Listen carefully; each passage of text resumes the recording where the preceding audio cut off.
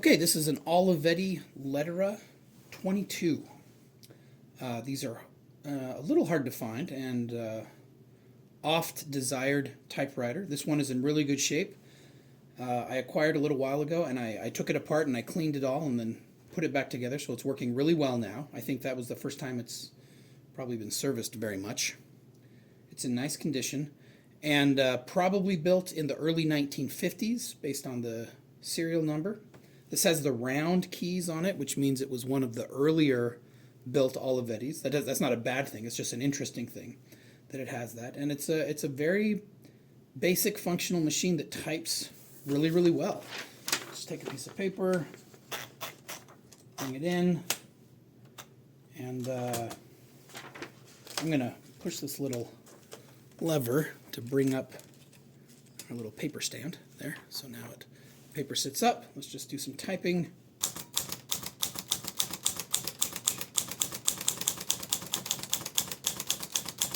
Has a great sound to it, and has a Pica font, which is a small font, which a lot of people really like and sometimes can be hard to find.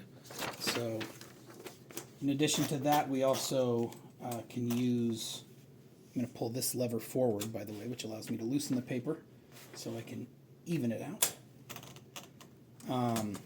This little switch here can change to red ink if you have a two-color ink, which we do on this one. I'm going to press caps lock this time.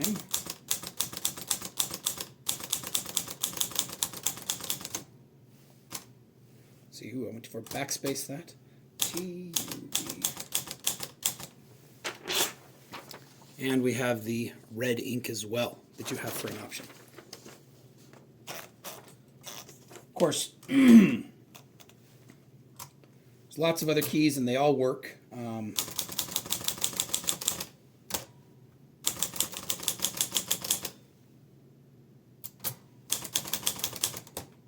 Just typing every single key there so you can see they're all functioning. Just pull that up from the front and then it lifts out. Push these back down.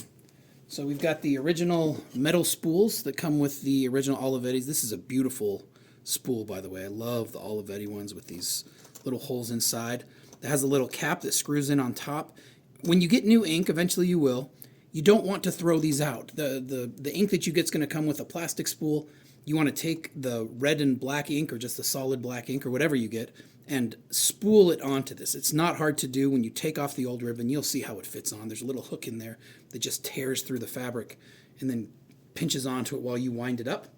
I think the only flaw with this is this little thing right here, which is the little lever that you pull when you return your carriage. Because what this does when you pull the lever, it also advances the platen a couple of lines. Depending on how you switch this little switch here, it can advance 1, 2, or 3 lines. But because that handle is broken, you cannot do that advancing. And so that advancing needs to happen manually. So you'll type your first line. This is a first line. And then you carriage return, but you have to actually roll it 1 click, 2 clicks, or 3 clicks, depending on what you want. I usually do 2. This is the second line, 1, 2. So it doesn't take much time, but it is something you'll have to deal with. I've looked online. People do not like replacing this. Even the best repairers basically leave this alone on the Lettera 22. It's a common break on this typewriter. So my kids suggested I 3D print something. I never got around to that. You could try it. It's in there pretty tight. Other than that, this is a beautiful, beautiful typewriter. It does have a tab feature. This red button does tabbing. So when you're at the beginning of a line, you can press tab. Right now there are no tabs set, but if I did 10 spaces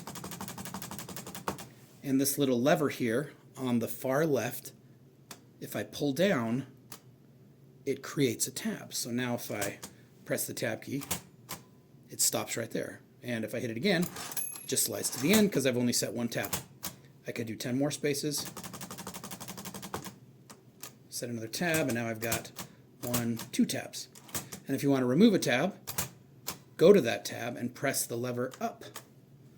And now it only goes to the second tab, So now we'll clear the second tab, and now it goes all the way to the end. Of course, we do have the nice bell and all the great features. You can set your margins here with our little thing on the back.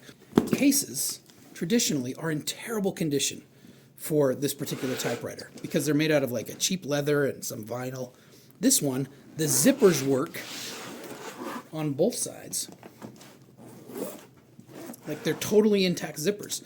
There's a button that works, and the handles actually hold. There's a little tear in the leather, in the pleather right here, but there's a metal clasp underneath it, so the leather was never load-bearing anyways. I always tell people never pick up a typewriter case by its handles and count on it actually working. You want to pick up the whole case. But this is one that I'm actually pretty comfortable grabbing it by the handle and carrying it around.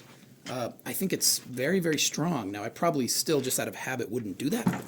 But it's a beautiful, beautifully conditioned case, especially for the OLivettis, where their cases are, the typewriters are amazing, but the cases are just total garbage. And this is a wonderful case. My guess is someone bought this and just stuck the case in their closet and didn't get it out very much. So that's it. OLivetti Lettera 22.